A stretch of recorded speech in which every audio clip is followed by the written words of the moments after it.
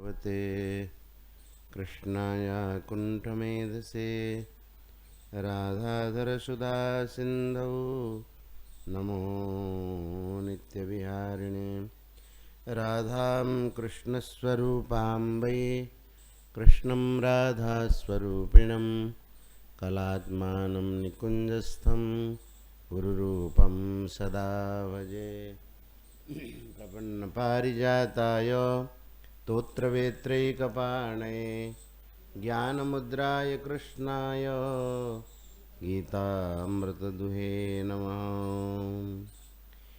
हरिशरणम। द्वादश अध्याय के आरंभ में अर्जुन ने भगवान से पूछा कि आपके जो सगुण उपासक हैं, ये भक्ता त्वाम पर्युपासते, जो भक्त आपकी उपासना करते हैं, और जो निर्गुण अक्षर अव्यक्त की उपासना करते हैं, उनमें से श्रेष्ठ योगवेत्ता कौन है। भगवान ने कहा कि मय्या वेश्य मनो ये माम नित्ययुक्ता उपासते श्रद्धया परयोपेतास्ते में युक्त तमामताः। जो श्रद्धापूर्वक परम श्रद्धा से युक्त होकर के मेरी उपासना करते हैं, तो भगवान उनको श्रेष्ठ योगी कहते हैं। युक्ततमा माने योगियों में जो उत्तम है।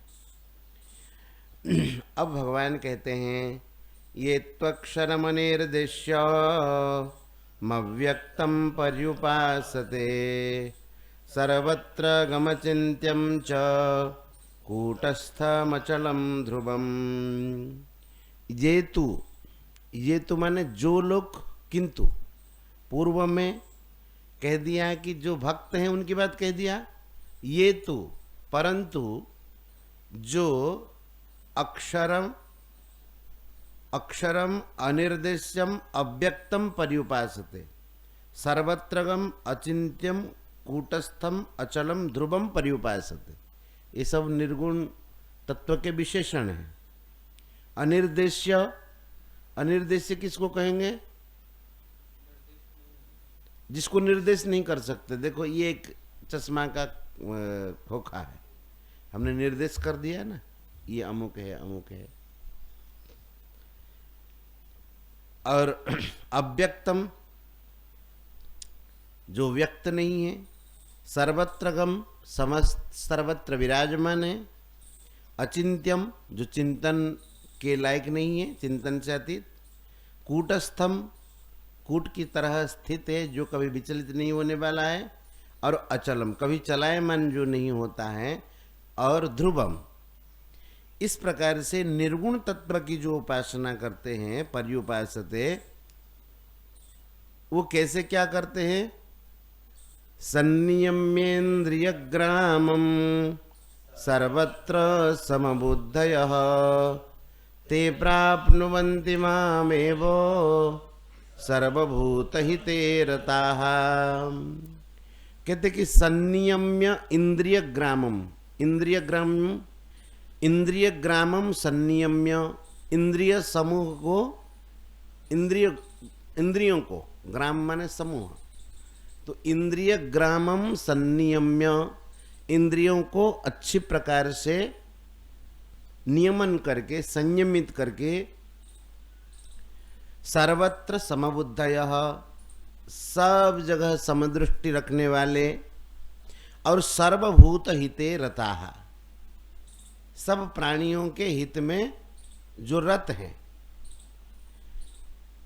भगवान कहते हैं कि ते माम एव प्राप्नुवन्ति, वे मुझे प्राप्त होते हैं। इसमें देखो विशेष बात क्या है, 3 बातें कही है। संनियम्य इंद्रिय ग्रामम, इंद्रिय समूहों को संयमित करके, सब जगह समदृष्टि रख करके, और सर्वभूत हिते रताः सब प्राणियों के हित में जो रत हैं। भगवान कहते ते मामेव प्राप्नुवन्ति। देखो ये ज्ञान योग का प्रसंग है नहीं। पूर्व में भगवान सगुण वालों के लिए कहा, अब ये निर्गुण तत्व की जो उपासना करते उनकी बात तो कहते हैं नहीं। यत्वक्षरम अनिर्देश्यम अव्यक्तम पर्युपासते सर्वत्र गम अचिन्त्यम च कूटस्थम अचलम ध्रुवम संनियम्य इंद्रियग्रामम सर्वत्र समबुद्धयः सर्वभूतहिते रताः ते मामेव प्राप्नुवन्ति। वे मेरे निर्गुण तत्वों को प्राप्त होते। निर्गुण तत्व भी मैं ही हूं। ऐसा नहीं है कि जो निर्गुण की उपासना करते वो भगवान की उपासना नहीं करते, ऐसा नहीं है। भगवान कहते ते मामेव प्राप्नुवन्ति, वो मुझे ही प्राप्त होते हैं, मेरे निर्गुण स्वरूप को। इसमें एक विशेष बात देखो, सर्वभूत हिते रता, सब प्राणियों के हित में जिनकी रति होती है, सब प्राणियों के हित में। और रति, हित किसको कहते हैं? एक सुख है और एक हित है। सुख का मतलब केवल इंद्रियों को सुख हो जाए इतने में खत्म काम, लेकिन हित का मतलब उनका लोक परलोक में कल्याण हो। तो रति किस में होनी चाहिए? दूसरों के हित में। रति का मतलब हमारा प्रेम होना चाहिए, दूसरों का कैसे कल्याण हो, दूसरे भगवान की ओर लगे, दूसरे दुखों से छूट जाए, भगवान के प्रेमी हो जाए। इस प्रकार से जिनके सबके हित में रति होती है तो भगवान को प्राप्त होते। ये सर्वभूत हिते रता और भी एक बार आया है। कहां पर?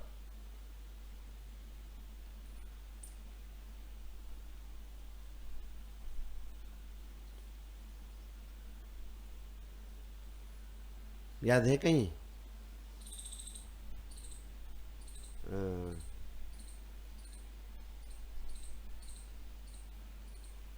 वहां भी ज्ञान योग के ही प्रसंग में आया है, सर्वभूत हिते रता।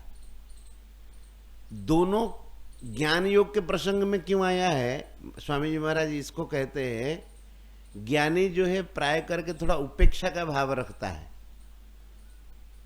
उपेक्षा का मतलब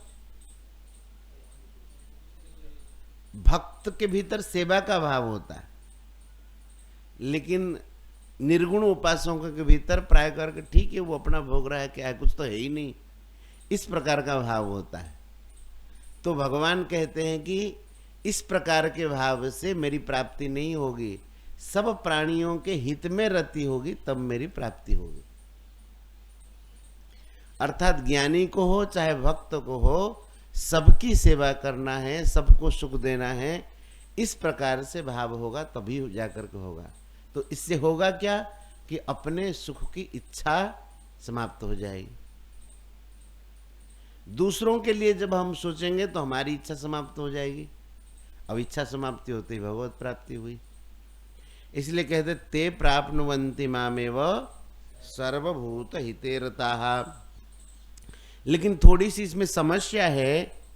क्लेशोऽधिकतरस्तेषाम् अव्यक्तासक्तचेतसाम् अव्यक्ता हि गतिर्दुःखम् देहवद्भिरवाप्यते। बोले क्लेशः अधिकतरस्तेषाम् अव्यक्तासक्तचेतसाम्, तेषाम् अव्यक्तासक्तचेतसाम्, उन अव्यक्त तत्वों में जिनकी आसक्ति है। अव्यक्त चेतसाम, अव्यक्त चित्त वाले तेसाम, जिनकी आसक्ति अव्यक्त तत्व में हुई। अव्यक्त तत्व मतलब निर्गुण निराकार स्वरूप में।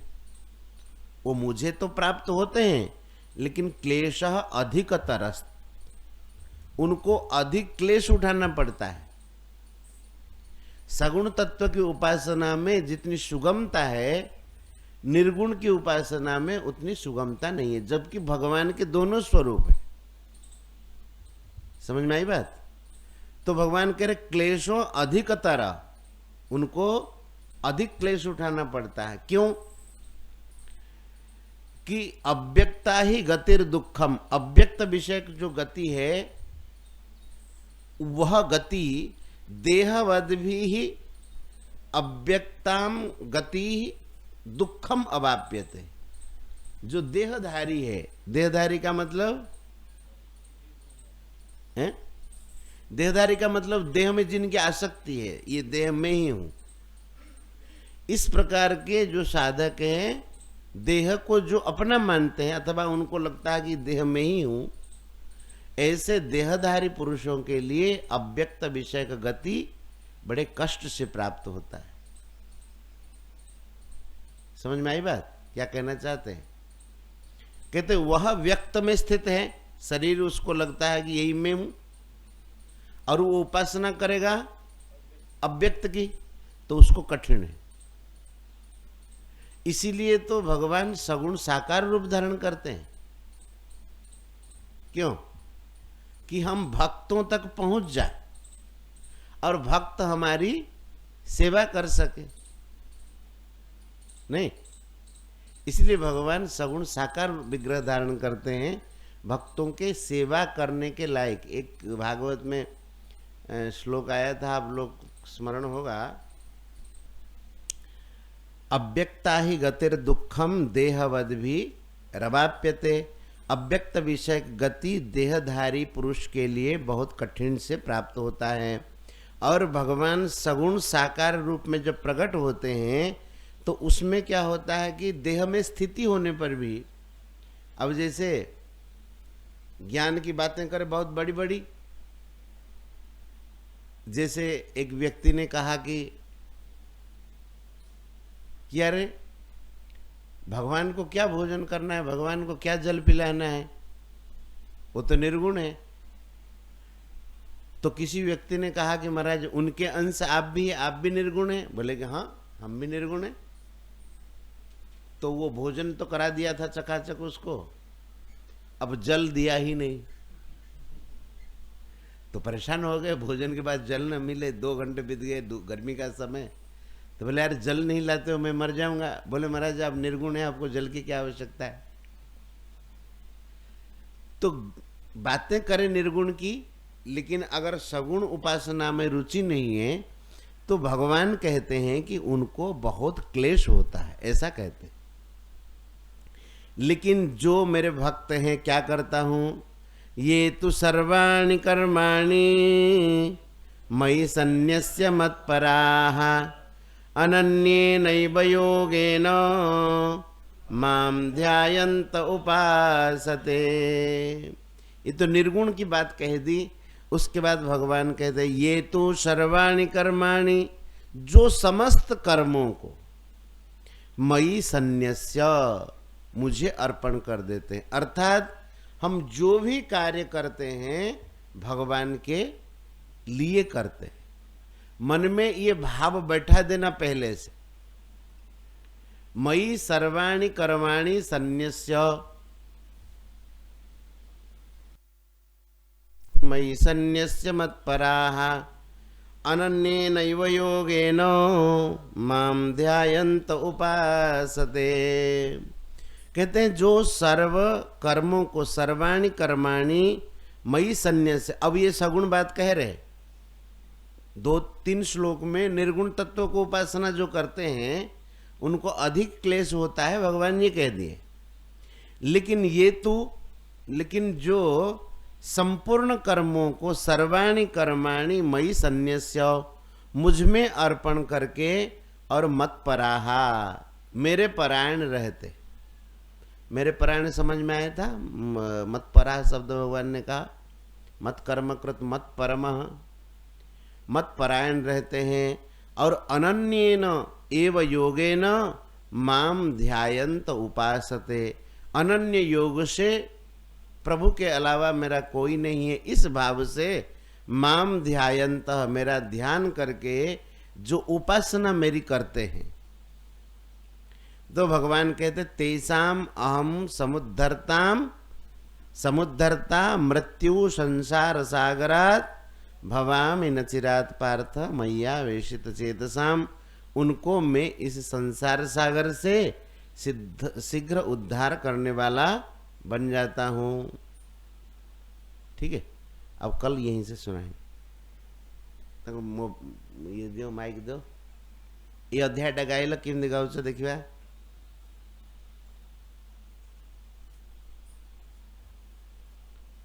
बड़पाटे ओम श्री परमात्मने नमः। अथ द्वादशोऽध्यायः।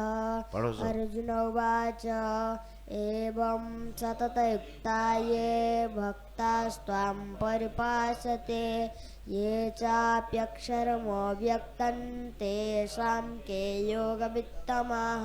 श्रीभगवानुवाच मय्यावेश्य मनो ये मां नित्ययुक्ता उपासते श्रद्धया परयोपेतास्ते मे युक्ततमा मताः। ये त्वक्षरमनिर्देश्य मव्यक्तं परिपासते सर्वत्र गमचिन्तं च कूटस्थमचलं ध्रुवं संयम्येन्द्रियग्रामं सर्वत्र समबुद्धयः ते प्राप्नुवन्ति मामेव सर्वभूतहिते रताः। क्लेशोऽधिकतरस्तेषां मय्यक्तासक्तचेतसाम् अव्यक्ता हि गतिर्दुःखं देहवद्भिरवाप्यते। ये तु सर्वाणि कर्माणि मयि सन्न्यस्य मत्पराः अनन्येनैव योगेन मां ध्यायन्त उपासते तेषामहं समुद्धर्ता मृत्युसंसारसागरात् भवामि न चिरात् पार्थ मय्यावेशितचेतसां मय्येव मन आधत्स्व मयि बुद्धिं निवेशय निवशिष्यसि मय्येव अतोर्ध्वन्न संशयः। अथ चित्तं समाधातुं न शक्नोषि मयि स्थिरम् अभ्यासयोगेन ततो मामिच्छप्तुं धनञ्जय। अभ्यासेऽप्यसमर्थोऽसि मत्कर्म परमो भव मदर्थमपि कर्माणि कुर्वन् सिद्धिमाप्स्यसि। अथैतदप्यशक्तोऽसि कर्तुं मद्योगमाश्रितः सर्वकर्मफलत्यागं ततः कुरु यतात्मवान्। श्रेयो हि ज्ञानमभ्यासात् ज्ञानाद् विशिष्यते ध्यानात् कर्मफलत्यागात् शान्तिरनन्तरम्। अद्वेष्टा सर्वभूतानां मैत्रः करुण एव च निर्ममो निरहङ्कारः समदुःखसुखक्षमी सन्तुष्टः सततं योगी यतात्मा दृढनिश्चयः। मय्यर्पितमनो बुद्धिर्यो मद्भक्तः स मे प्रियः। यस्मान्नो द्विजते लोको लोकानो द्विजते च यः हर्षामर्षभयोद्वेगैर्मुक्तो यः स मे प्रियः। अनपेक्षशुचिर्दक्ष उदासीनो गतव्यथः सर्वारम्भपरित्यागी यो मद्भक्तः स मे प्रियः। यो न हृष्यति न द्वेष्टि न शोचति न काङ्क्षति शुभाशुभपरित्यागी भक्तिमान्यो स मे प्रियः। समः शत्रौ च मित्रे च तथा मानापमानयोः शीतोष्णसुखदुःखेषु समसङ्गविवर्जितः। तुल्यनिन्दास्तुतिर्मौनी सन्तुष्ट येन केनचित् अनिकेतः स्थिरमतेर्भक्तिमान् मे प्रियो नरः। ये तु धर्म्यामृतमिदं यथोक्तं परिपासते श्रद्धाना मत्परमा भक्तास्तेऽतीव मे प्रियः मे प्रियः। ओम तत्सदिति श्रीमद्भगवद्गीतासु उपनिषत्सु ब्रह्मविद्यायां योगशास्त्रे श्रीकृष्णार्जुनसंवादे भक्तियोग नाम द्वादशोऽध्यायः। गोविंद जय जय गोपाल जय जय गोविंद जय जय श्री राधारमण हरि गोविंद जय जय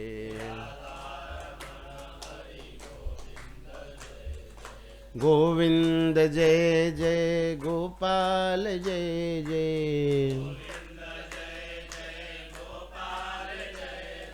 राधारमण हरि गोविंद जय जय राधारमण हरि गोविंद जय जय। श्री वृंदावन बिहारी लाल की, श्री राधा रानी की जय जय।